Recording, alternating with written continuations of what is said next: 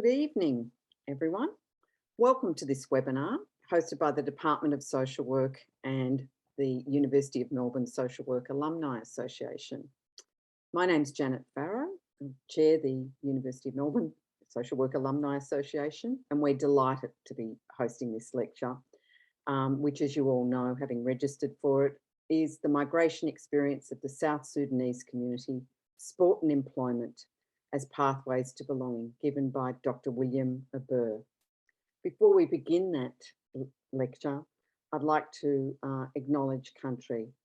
I would like to acknowledge the first and continuing custodians of Melbourne, the Wurundjeri people of the Greater Kulin Nation. I offer respect to their elders past and present, and to all Aboriginal and Torres Strait Islander people who may be joining us today. You'll be aware as webinar participants that you have been automatically muted and your camera has been deactivated. You have the Q&A function, and we welcome your questions and your comments. So please do use that function. And later, after William's finished his presentation, we will put those questions to him. I'd like to now introduce Professor Louise Harms, who will provide us with background and context to tonight's lecture. Thanks, Lou. Thanks very much, Janet, and good evening, everyone. Thank you for joining us here this evening. As the Chair and Head of Department, it's a pleasure to welcome you to this first of our alumni events for the year, an occasion to come together around a key topic of concern as social workers and friends and alumni of social work, to think about some key issues in our current society. And I'll talk in a moment about William and what he brings to this evening's conversation in that respect. In opening, I would also like to add my respects to the elders past and present of the Wurundjeri people and acknowledge the land that we're all gathered on tonight. And I'd like to pay respects particularly to our Indigenous colleagues and potentially students here tonight with us. An event like this doesn't just happen, as I'm sure you well know, and so I want to just make some thanks at this part of the proceedings so that at the end we can move to the Q&A session with William.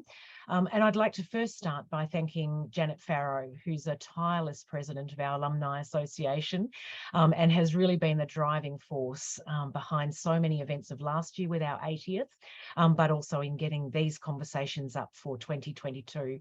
So for that and the many other things you do behind the scenes, Janet, a huge thank you to you and the Alumni Association who work with you. I'd like to also thank Dave Gallant. Dr. Dave Gallant is our new Director of Engagement in the Department of Social Work, and he'll be joining the conversation later this evening, and it's an opportunity for you all to meet him and the work that he is activating around our engagement with you, you all as our stakeholders and many others beyond this evening's webinar. And I'd also like to thank Mel Schmidt, who's very unlikely to appear in this evening's webinar, but is certainly here behind the scenes with us, as always, and does all of the fabulous tech and administrative support so seamlessly. So thank you, Mel, yet again for all the work that you do with and for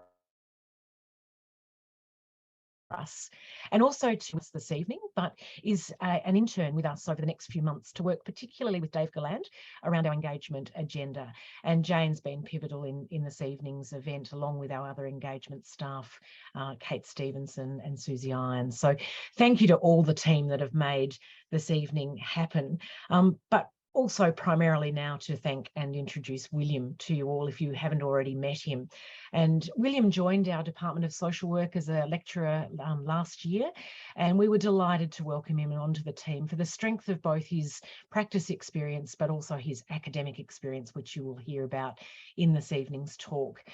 William's more than 20 years experience spans some extraordinary experiences in the refugee camps of Kenya, of moving into a range of community services here in Melbourne, in terms of community development roles across Berry Street, Edmund Rice Refugee Services, Jesuit Social Services, Centre Care, and then Spectrum Migrant Resource Centre. And so you can hear that theme of community engagement around refugee experience, in particular migrant experience. He then started his academic career, having trained as a social worker here in Australia and taught at Victoria University and Deakin University before moving across to us late last year.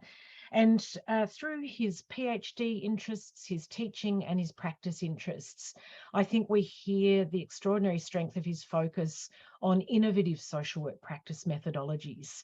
And so, William, in that sense, we look very much forward to what you have to talk with us this evening about your doctoral work and your practice work, and a little bit about yourself as well. And so in handing over to you, I then invite our audience to listen to this conversation, add questions into the Q&A as we go. And as I said, we'll come back to those some of those questions if we have time at the end of this evening. But William, it's a real pleasure to welcome you and introduce you to this webinar audience tonight. Thank you, Lou.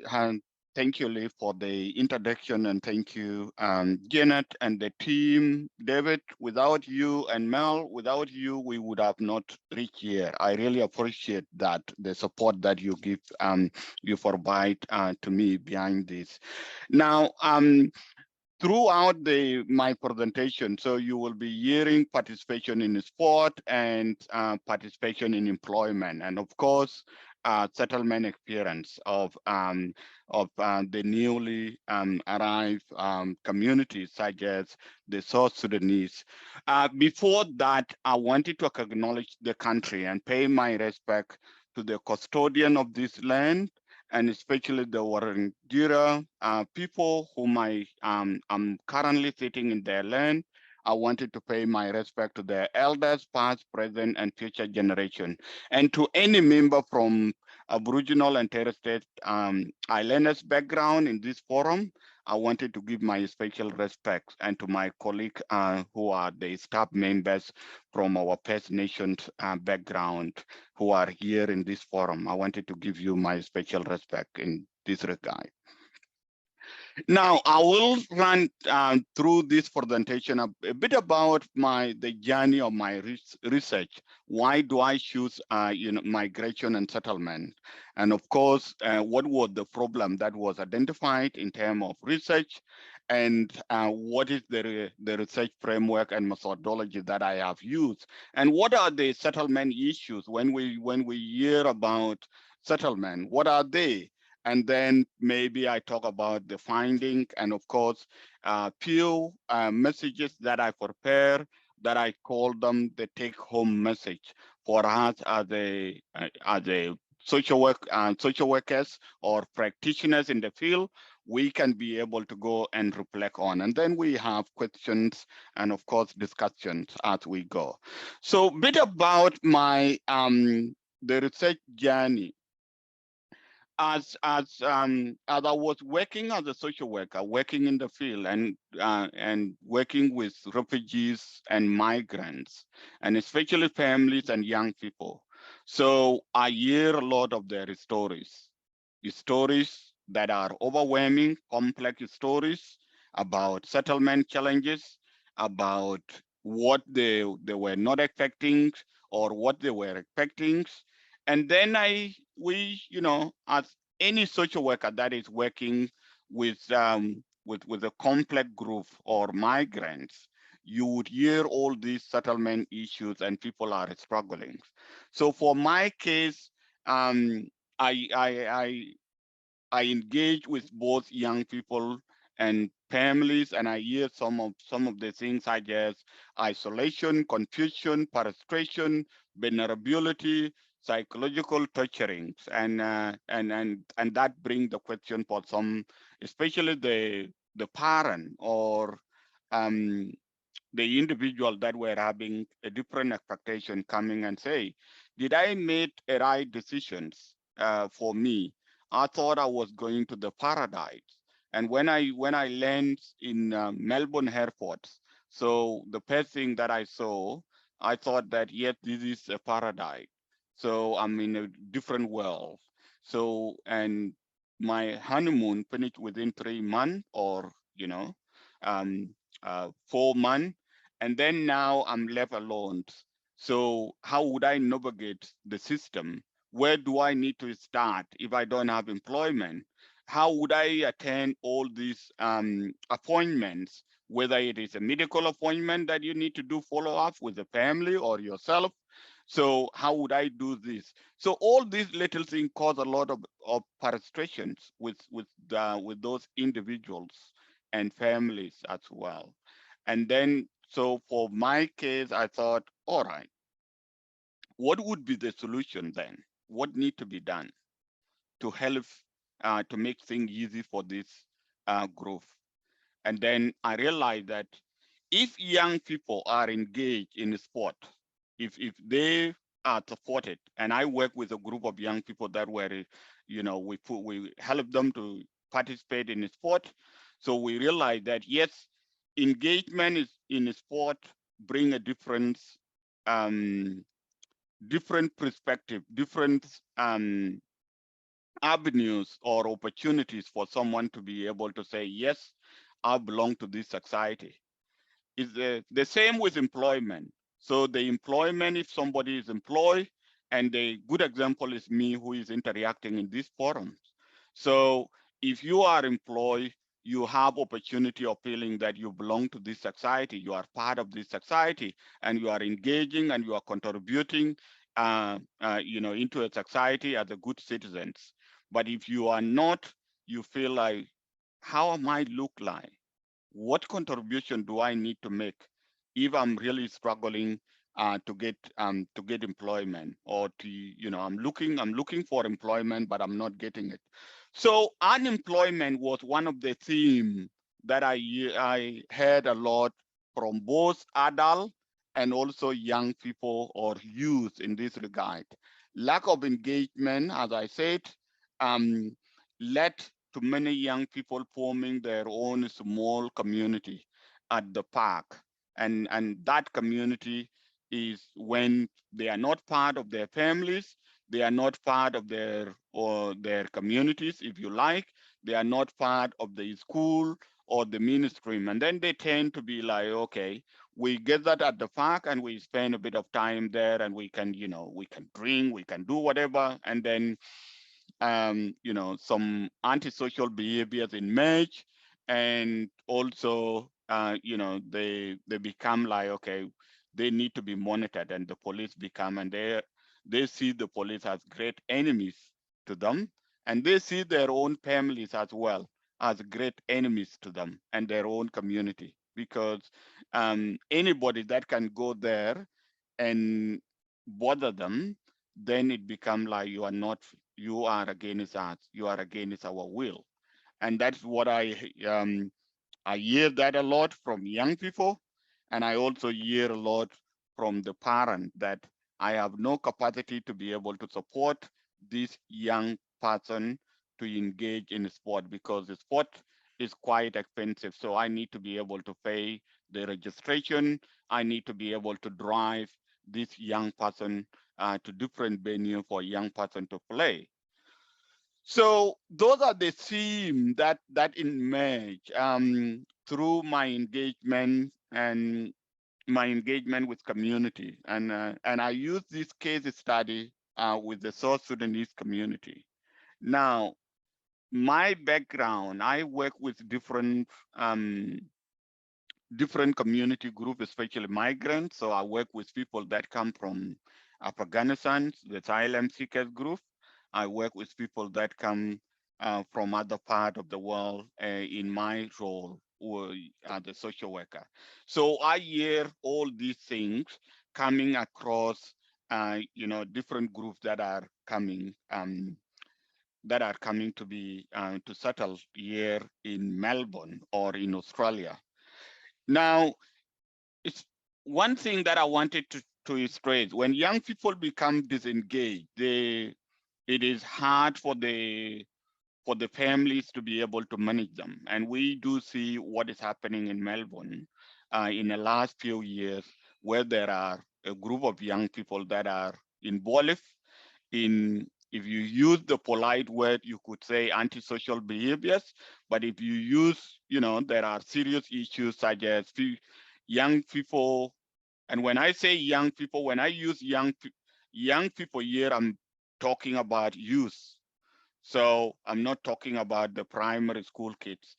I'm talking about the high school kids and above.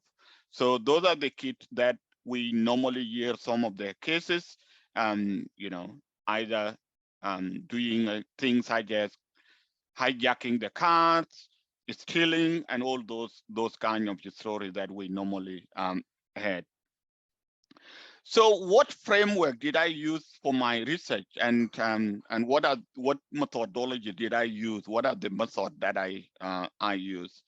So I use the social capital from Bosho, and looking at different type of capitals and how those capitals that can, if accumulated capitals, how would they help people from migrant and refugees backgrounds? And I'll go through those capital in a minute.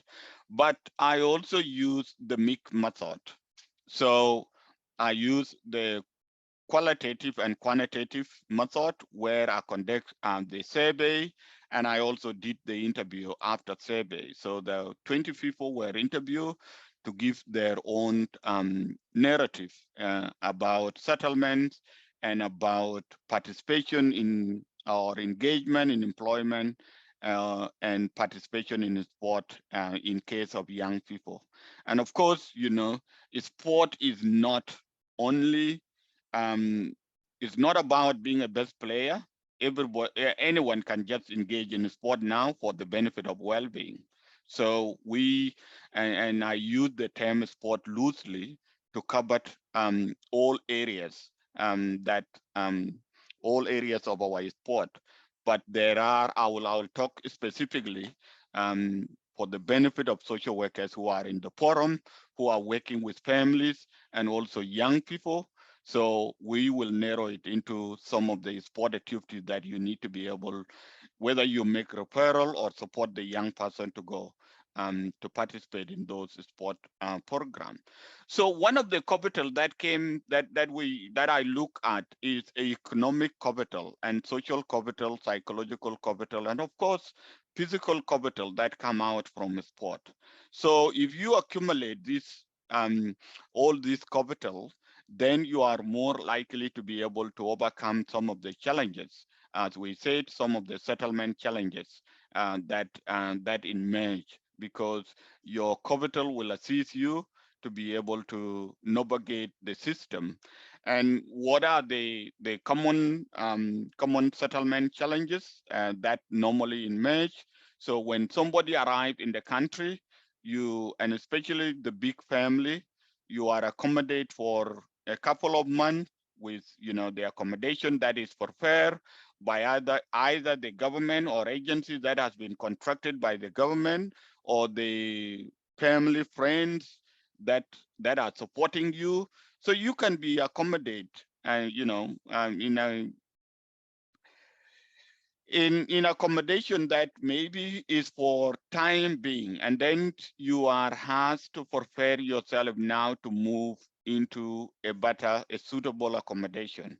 And then that's where the problem is. Where would you get the suitable accommodations for those large size family, or even the individuals that want to live in a suitable place?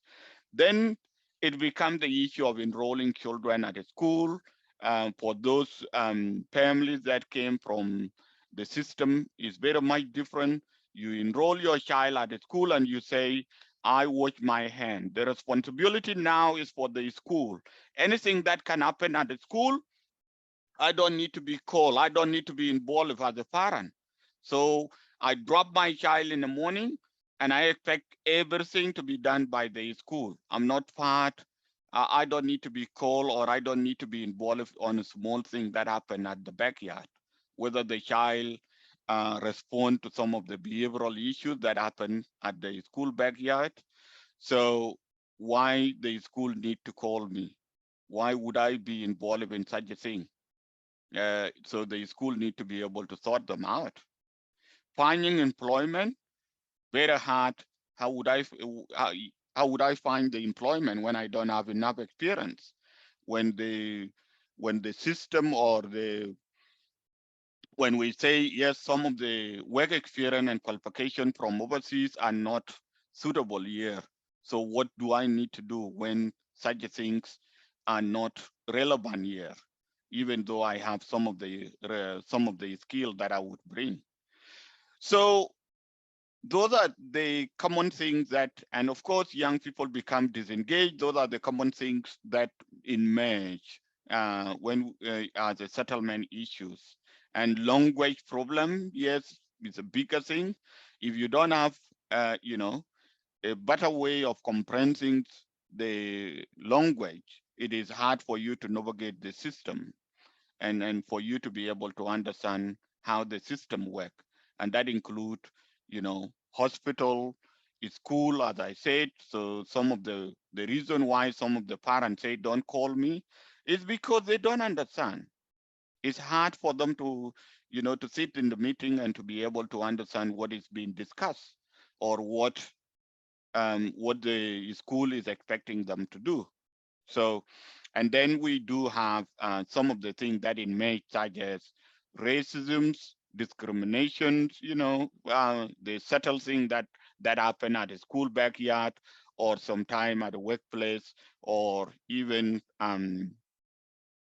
sometime on the shopping centers, or some of the families have some issues with their neighbors because maybe they have number of children that are running around too much, then that can cause the problems with the neighbors. So people become overwhelmed with all these issues when they arrive, when they don't have relevant support. But where do that work lie to? It normally, the people that deal with this is not the government, not the policy makers, people who design the policies, are the social workers who are in the field, and community development workers are the people that are facing these issues. And we, the policies makers can design all these policies there, and they can leave it. But we, as the social workers in the field, we have to deal with this. You are the one that the mom can break down in front of you to cry and say, I don't know what to do. I can't manage my children anymore. I have a son that is going to go in jail. So some people they could tell you, yes, I got a son that is going to jail. It's been investigated. I don't know what I can do. So is the social workers are the people that deal with all these complex issues when it comes to the people that we work with. And as I said, I have seen in my work, so some of the parents had themselves, have I made the right decisions? Was it the right decision for me? Where is the freedom that I was looking for? Yes, I can sleep. I know that I can sleep, in a beautiful house, but psychologically, it is painful. It is really hurting. It is hurting me when I see my kids are not listening to me anymore.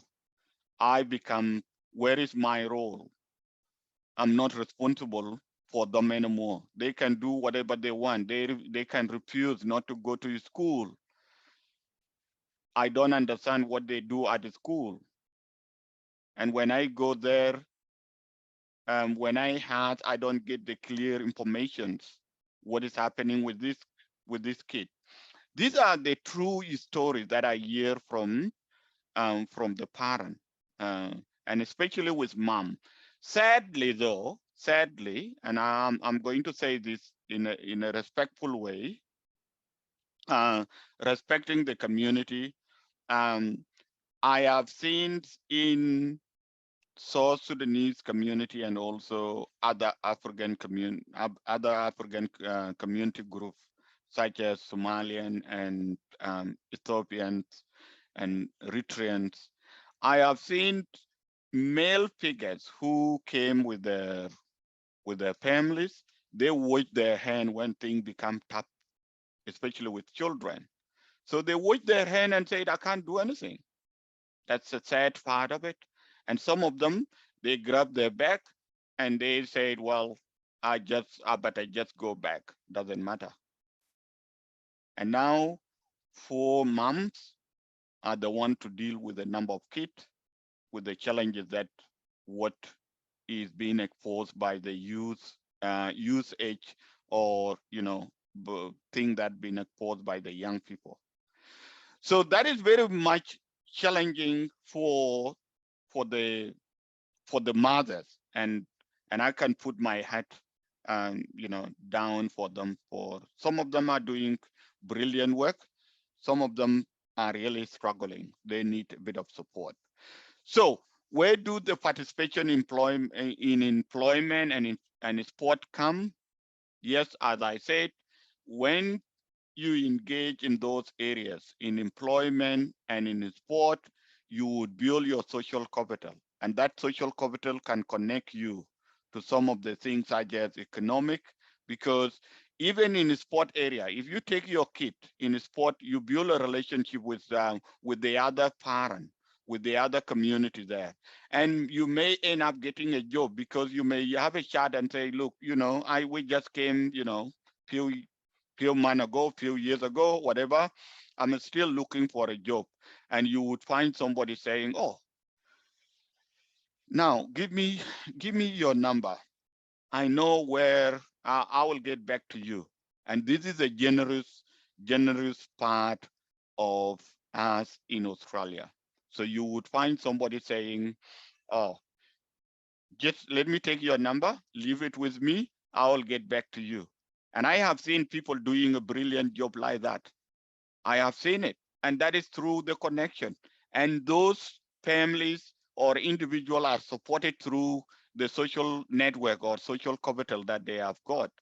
So sometimes it is important that we can be able to engage them, to ensure that we support them, we connect them so that they build their capital and they can be able to, um, you know, that lead to different capital such as economic, psychological capital, because if the parent is employed in that family, there is a stability is going to be high in that family.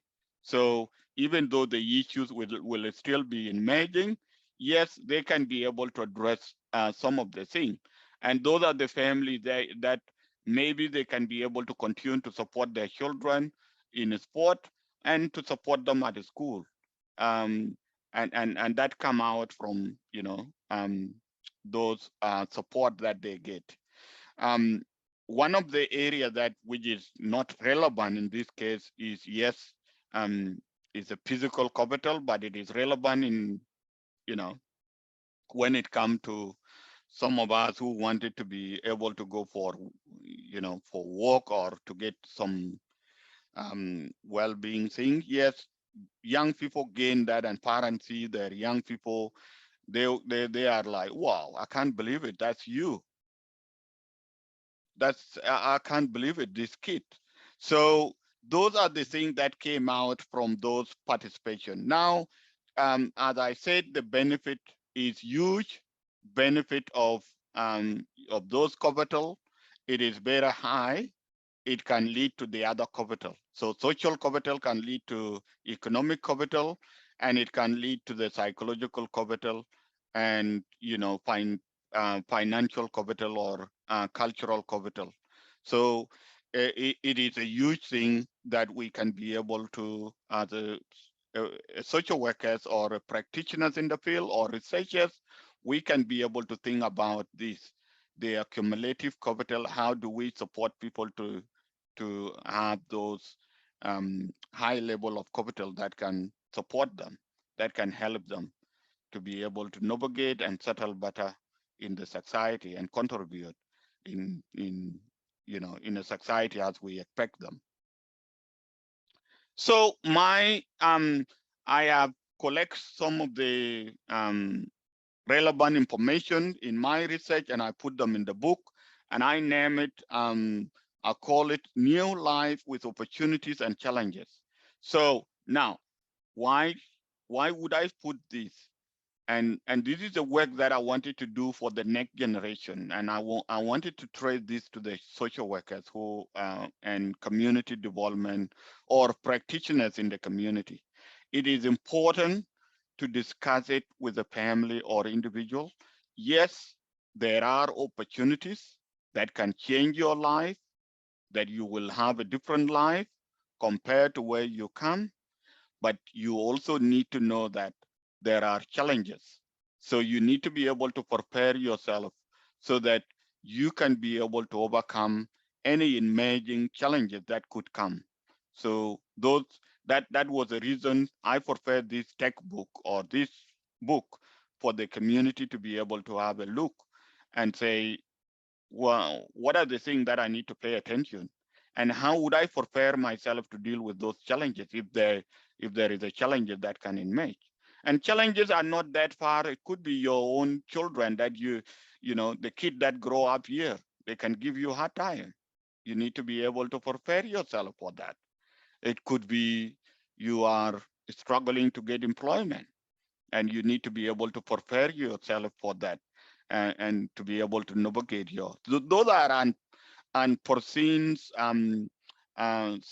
settlement issues that are not discussed when the assessment is done for those refugees and migrants when they are coming. So people can get that textbook online. People can be able to access it.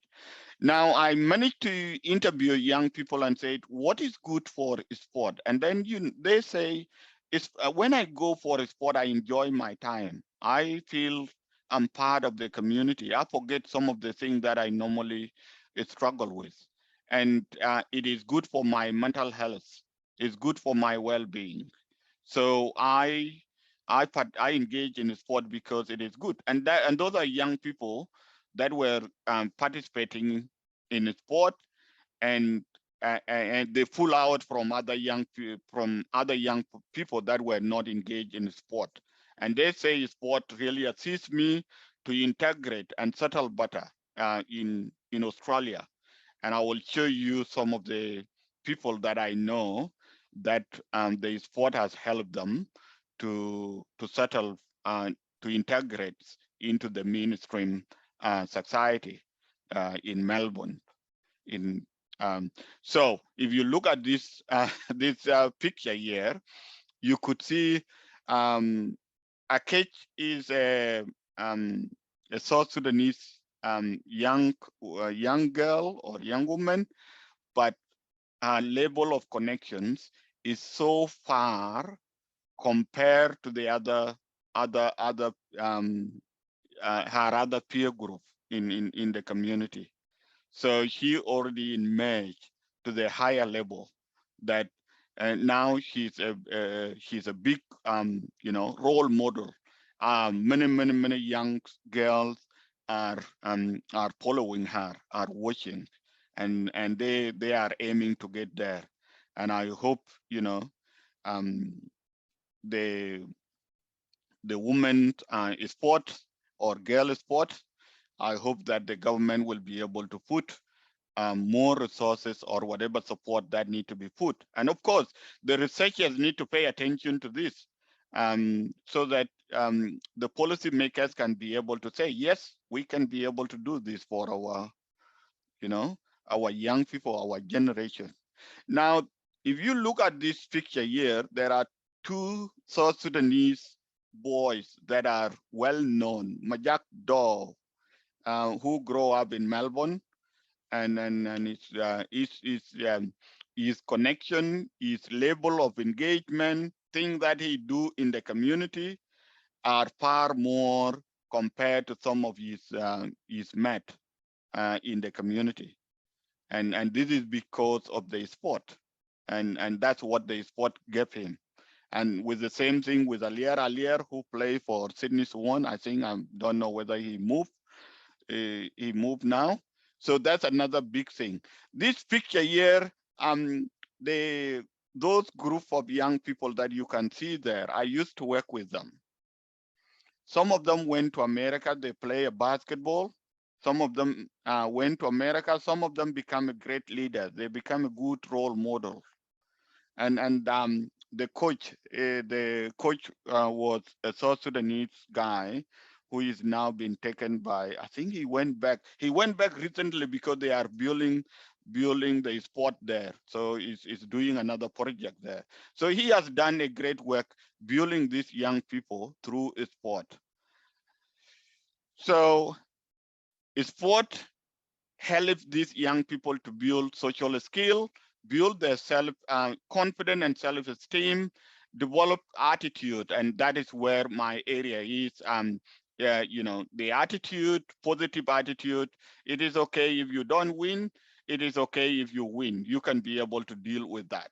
It is okay to know this, the boundaries. It is okay to accept when you made a mistake. You need to take the accountability as for your mistake.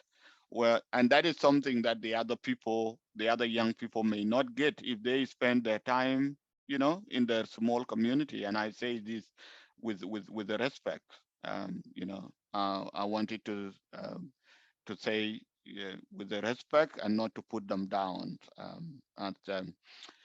Now, I touch base about employment, and we know that employment is a good weapon of eradicating poverty, reducing the crimes, in the community, and of course as a sport as well. So if you want to help people to get over or out of the poverty, then engage them in employment. Let them work for themselves. So the children of the parents that are employed, they have a stability at the school because they see their parent, you know, waking up in the morning and preparing themselves to go, compared to an employed parent that is sleeping in, and you are not. It's going to be hard for you to have a conversation with a disengaged young person. A disengaged young person is not going to listen to you because they see you. Yes, what about you? What have you done?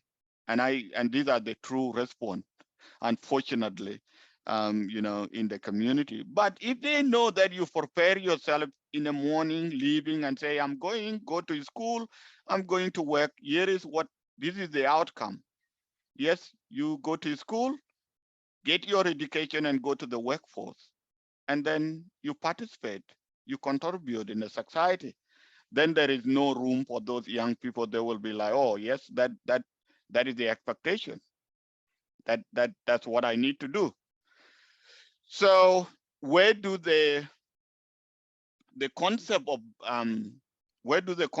belonging come in?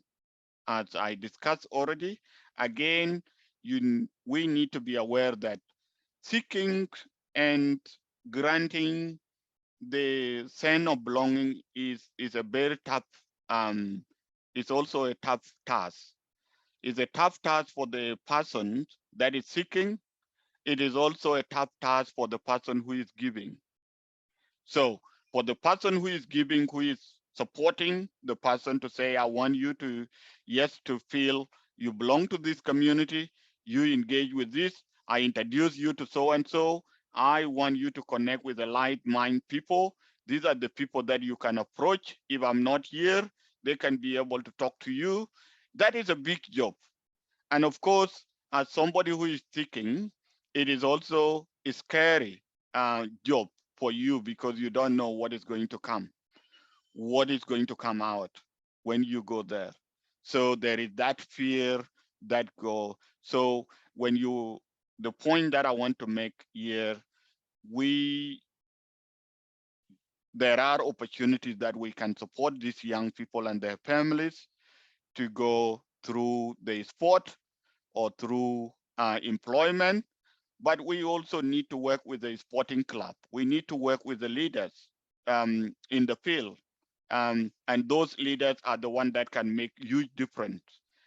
With you as a social worker, without you having support from those leaders, then it is, your referral or your connection is going to be a daunting task for you and for the person that you are supporting. So I'm saying this for the leaders to consider this, that we have a role. You don't need to be a social worker in the field, but if you are playing an important role in in the club or whatever you take, or you sit in the board, these are the things that you can play a significant influence or role to support our our our newly arrived or the next newly arrived people that will come. We also need to acknowledge that sport is not the solution. There are also issues in sport. And of course, that's where the leadership can come in. Those issues can be addressed. They are not the major issues. They can be addressed, but they should not be ignored. So we need to be able to take that. And I wanted to make it clear. So when I study sport, I follow other people. I follow Adam Good when he was when he used to play. I follow him very closely. I also follow Buddy Pranglands, and of course the other players. I follow them, but when incident happened to them, it also hurt the other people, and it hurt the other communities that have the newly arrived communities that have their young people that have interest. And this seat is not that far away from me. So I remember I had a conversation. My son wanted to join the AFL. And I said, yeah, you can join it. What is wrong? And then mom had our conversation, and mom came in and said, don't you see how tiny he is? Do you think he is going to cope with all this, races and physical push or whatever, some other thing? So do you think he's going to do this? I don't want my son to do that. So I was left. I said, okay, yeah, that's fine. What do you guys can work it out? What do you want to do? Those are the simple example. And because my family was very close watching, especially the incident of Collingwood and Good Adam Good during that time. So I remember it very clearly.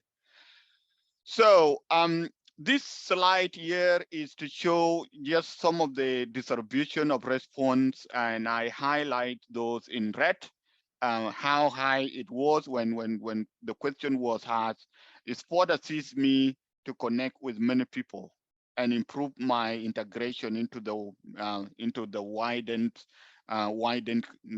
community. So I'm not going to run through this. And then some of the findings in employment, as people said, employment helped me to connect with people. It also helped me financially. We can also assist me with my psychological well-being. So my psychological well-being is improved when I got employment. So I don't, I feel, yes, I'm doing something for myself. I'm doing something for my community, for my family. I'm also contributing into the society. So I'm not just like somebody who is just benefiting from the welfare benefit, and I'm not contributing while I'm also physically fit. So what is the problem? I need to be able, to contribute to work and contribute whatever level of contribution that we do at the work. I wanted to be part of the society and to be able to feel good that I pay tax. I do a good work, as a good citizen. So that is a distribution of the sport with employment, the benefit to the employment. So you could see the high level of people respond with a high number there when they say employment assists me and my family to settle better in Australia because of the income that that employment provided to me. So take home message. I know that people have been waiting for this. Now, it doesn't matter. It doesn't matter we do have, yes, the generations, we are a country of migrants. We do have people coming from different parts of the world. So in recent years, it was people from Africa, Afghanistan, and other parts of the world. Now we will have families coming from Ukraine, or families and individuals coming from Ukraine in the next few years. We don't know when or whether they start. So we need to be able to prepare ourselves as a policy, as the researchers, as the policy makers, as the practitioners in the field. So what lesson could we learn from the previous generation, the previous group that came? So few years African, there were large families that came from Africa. Yes, we know what happened in the settlement. We know the challenges. Is there anything that we can learn to prepare ourselves when people come, the refugees or migrants from Ukraine, when they come here, we can be able to support them? Now I take you back to the title of my book. Yes, if I were to sit with them, I would say, yes, welcome. This is a safe place. You will get all opportunities, but you also need to be ready with some of the little disappointment here and there. And that is part of life. It is part of life. Sometimes we don't see them when we migrate. We thought that, yes, I'm going to paradise, so I put all the problem behind me. But that's not the case, though. That's not the case. That's not how it works. So we can be able to prepare them to say, yes, you are in the right place.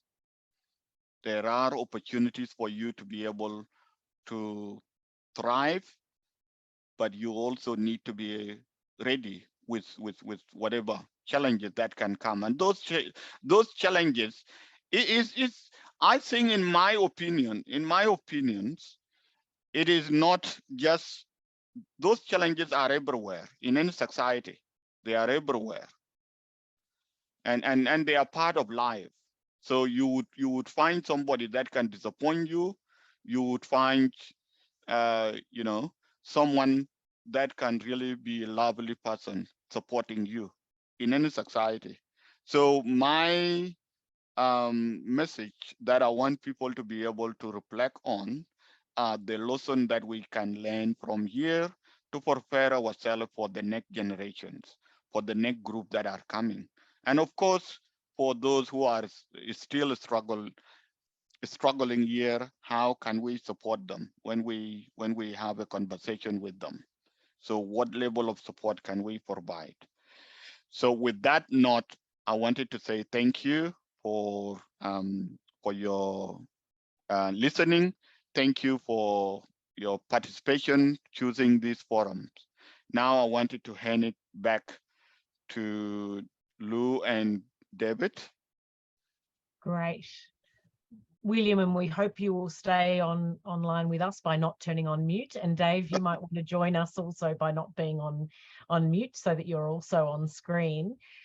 I want to firstly thank you, William, for an extraordinarily profound discussion there of what you've given us by way of those challenges that at one level many of us hold around settlement issues, but I think you have just brought to life in such a grounded way for us. So I'll come back to that in a few moments, because we wanted to now spend some time with our webinar audience as an opportunity to ask you questions. And perhaps along the way for Dave and me to throw some questions in. But I can see that we do have a question there already, and that I might pose this one to you, and then Dave, the next one that comes through. So if you're listening, really encourage you to put any questions into the Q&A, not the chat. We'll follow the Q&A section down the bottom of the webinar. So William, the first question here is, given language and cultural differences, how do Sudanese immigrants actually get into a sports club? Excellent. So I tend to say, let's invest on supporting those young people. And especially I'm saying this to to the leaders. So if the clubs are open, they open their arm, they provide the support, and I wanted to acknowledge that it's a big support. It's not an easy support. It's a lot of work. So I would like to have a conversation with the club, club leaders, club members, coach.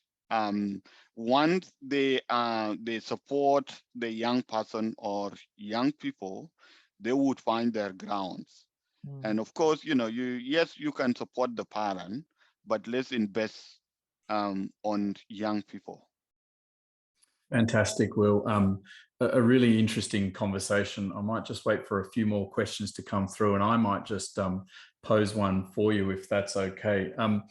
So for many of you who won't know me, I'm not a social worker. My background is in sport management, and really keen in this idea, Will, around sport and its role for creating stronger and better communities. So I'm really happy to see you venturing into this space as a social worker as well. So I often say sport is the language of everyone.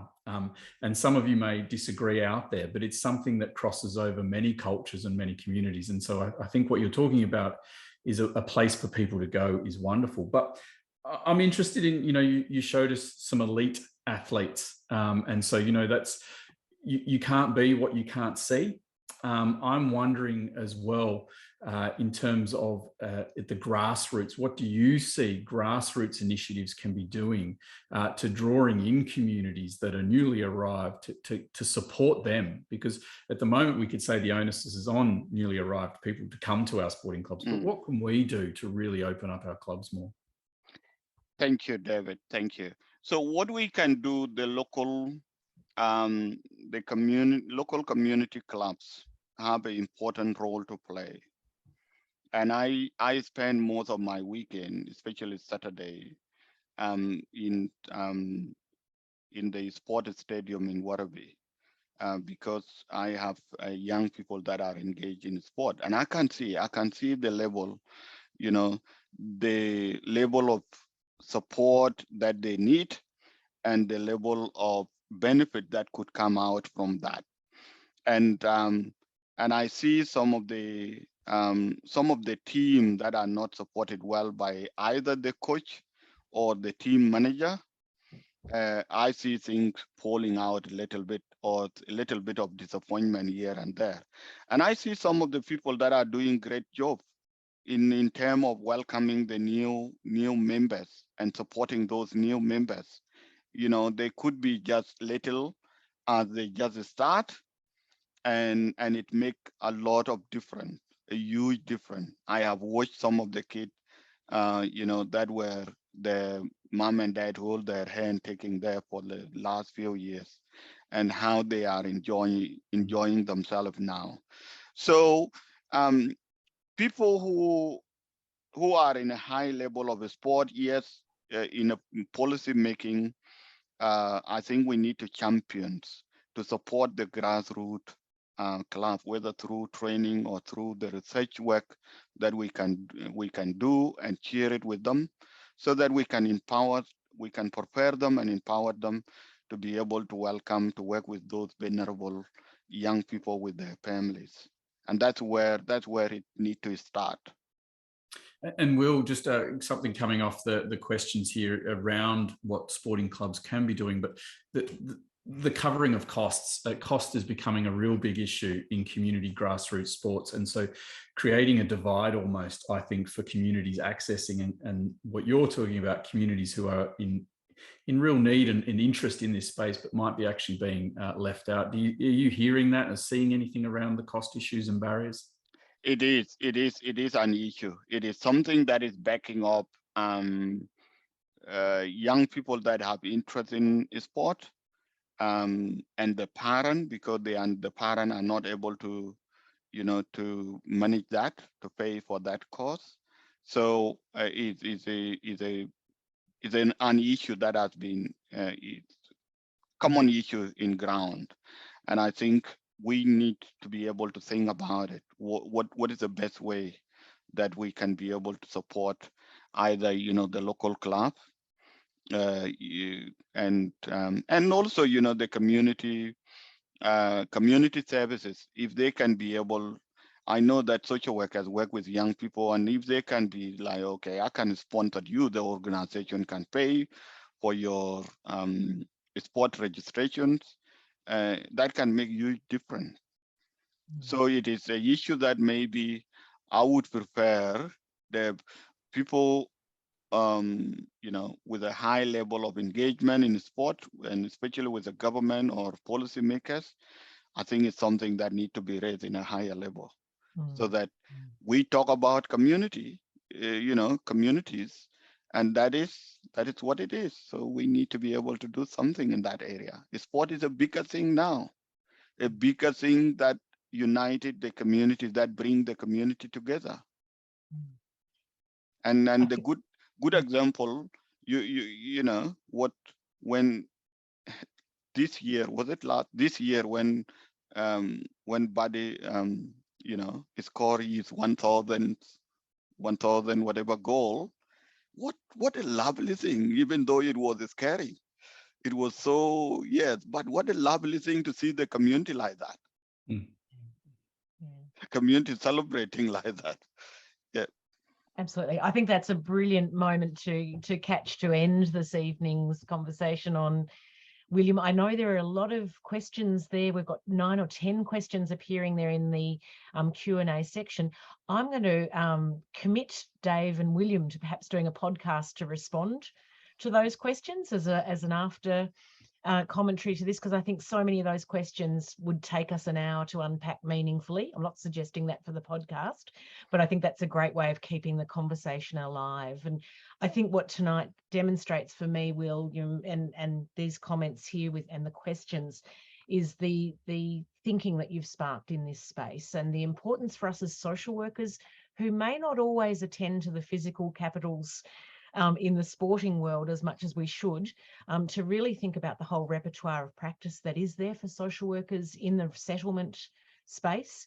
I think you've highlighted so powerfully the difference between arriving in Australia as a physically safe experience, but the psychological traumas and unsafety that can follow, but brilliantly how community engagement and support can be one of those key interventions that we can all be thinking about as social workers. So thank you for presenting so beautifully tonight to us, but more importantly, perhaps for all the work that sits behind it and ahead of it in your field. There's been a publication in the Pursuit magazine of the university. So Janet's put that in the link, and we will put that out to all of you who've been here tonight to continue that conversation.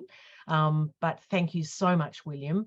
And in thanking you, I also want to hand back to Janet to conclude tonight's event. Great. Thanks, Lou, and thanks, William. Terrific lecture. I'd just like to bring to everyone's attention the upcoming events for this year. We were sadly advised that one of our very long-serving teaching members at the department, Kath James, died recently. On the 4th of July at 10 a.m. at Graduate House, we have a morning tea in her honour. And you should be, if you're an alumni, you should be receiving an invitation to that, although places I think are going to be a bit limited. Secondly, the Lentini lecture, pencil in the 12th of October. That lecture will be delivered by Professor Kathy Humphreys.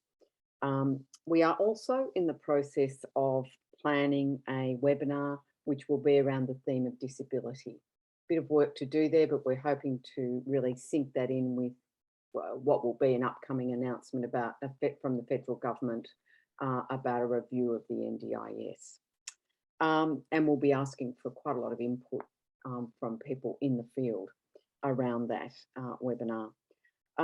We also, of course, have our alumni oral history project, and in November we will hold a session looking at what's been occurring in that very interesting project. But thank you very much for joining us tonight, and for those of you who log in later, thank you for doing that.